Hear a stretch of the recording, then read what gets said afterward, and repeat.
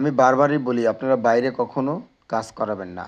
আর বাইরে যখনই কাজ করাবেন দক্ষ টেকনিশিয়ান হাতে কাজ করাবেন।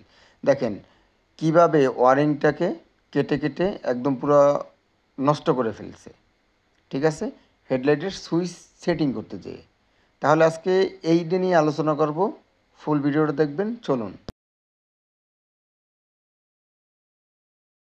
আসসালামু আলাইকুম।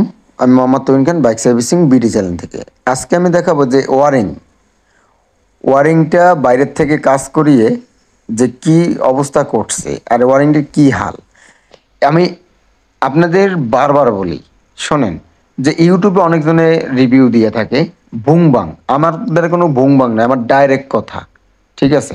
আমি যতটুকু শিখছি দেবো না, আমি মন দিয়ে করার চেষ্টা করি ভাই।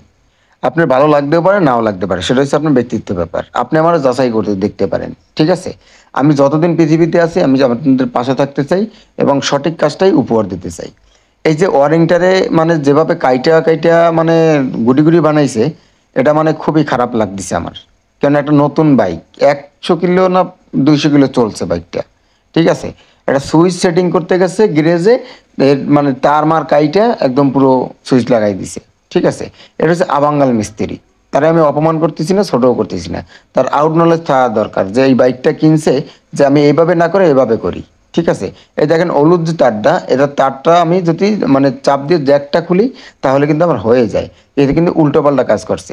এই জন্যই একজনের জন্যে 10 জন খারাপ হয়। ঠিক আছে?